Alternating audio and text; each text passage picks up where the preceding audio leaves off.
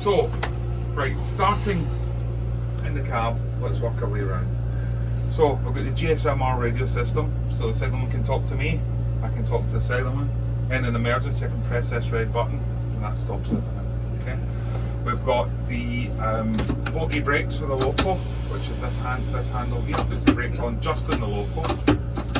So if I leave it there, if I've got a train on, I use this handle, and that puts the brakes on the train and the loco. It's called the proportional brakes in old school. This is the speedometer. This is the TPWS and AWS signalling safety systems. We've got the driver's display unit. I can go in and out of the driver's display unit, change things, change settings, get the loco to do what I want. I can also bring up the cameras, and I can see in front, and I can see behind me everything that's going on, which is a really handy thing to have happen. So over here we've got the engine start and stop. We've got the electrical coupler if we are translating to units, which happens all here. So we can actually drop an arm and couple onto a train. We've got park and brake on and off. We've got the ETS, so we can actually provide ETH power into coaches. So we can run passenger trains, and we can run up to 110 mile an hour, which is a very handy speed to have. Here we've got some alarm systems and various different bits and pieces.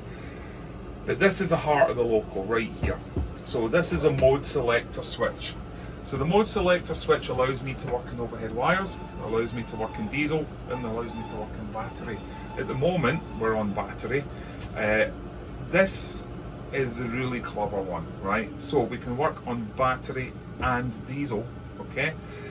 I can also change the mode slightly so that I can be running in battery and the diesel tops the battery up, or I can be running in diesel and the battery tops the diesel engine up. Now you think to yourself, well, what's the point of that? Well, the point of that is if I'm running along light engine, for example, I can run on battery with the diesel just idling in the background, and on the flat it can top it up, and if we're going downhill then the dynamic brake tops the battery up. So that is the most efficient way to run the loco, and the fuel savings to compare to the likes of a 66 or even a 37, which is pretty fuel efficient even for its age. It's night and day. So what we're going to do is we're going to drive forwards, and Josh is going to give you a bit of tech, and he's going to tell you bits and pieces about the loco. And if you want to blow the horn as we set off, which is now, you just push that forward and then back. There we go. Yeah, so the Class 93 locomotive was built and designed by Stadler over in Valencia, in Spain.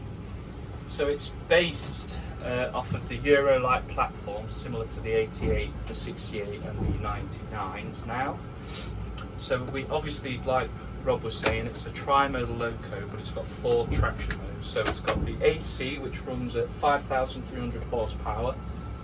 It's got a boost mode when it's in AC mode that runs for 30 minutes each day at a time, which runs at 6,300 horsepower. In diesel mode, you've got 1,250 horsepower. In battery mode, you've got 500 horsepower. So when you're in hybrid mode, that gives you the combined power of 1,750 horsepower.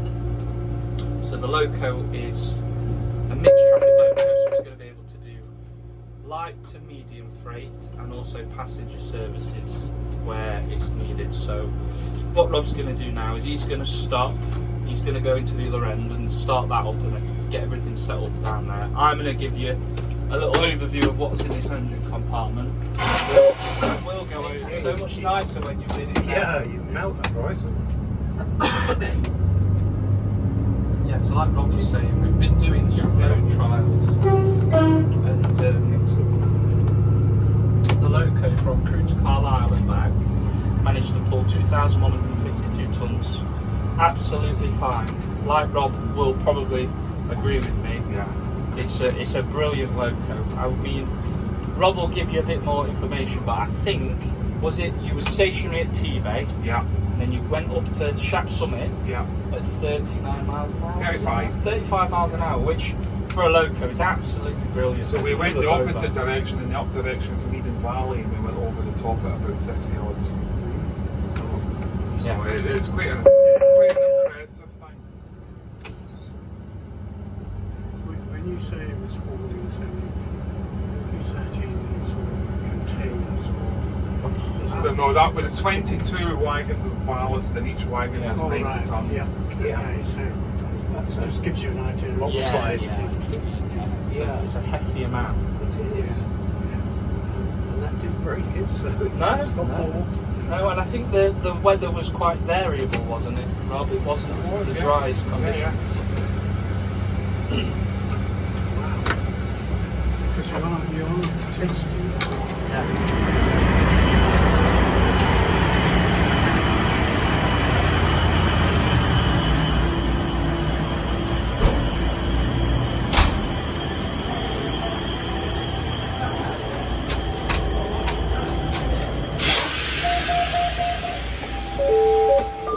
EPWS and AWS operational.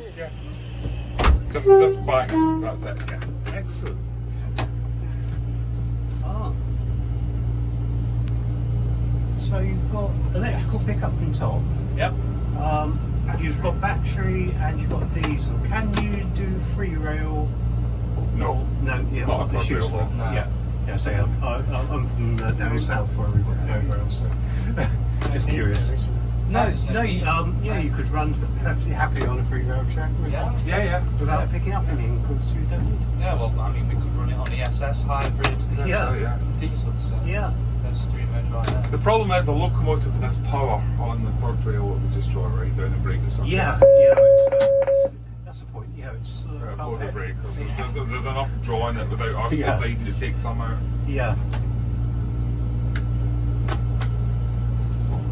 So has anybody else got any more questions? I assume it's when you think about when you've been driving a 66 diesel now, is this luxury or is it? This is luxury. Yes. Total luxury, yeah.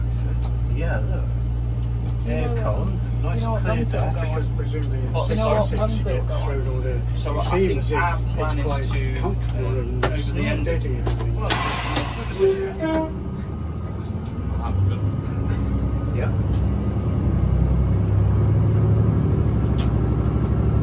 Wow.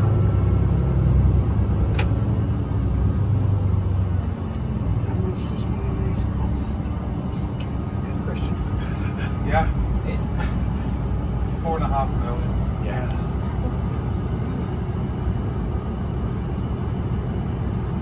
You want one? Only 2 seats in a bit. Wow. Yeah. Wow. Interesting. But it does everything in one. Yeah. So it's just as happy pulling freight as it is passenger slot. Yes, yes. And everything else. Yeah. I'm trying to think of something else. I don't know where it is. Yeah. No, that's the difference really between the 99 and the 93, where the 99's got a fixed purpose. It's for heavy freight, where Yeah. this can do anything. Yeah. Yeah. Do anything. It's on the edge of heavy freight. So do you know when this will go out of here?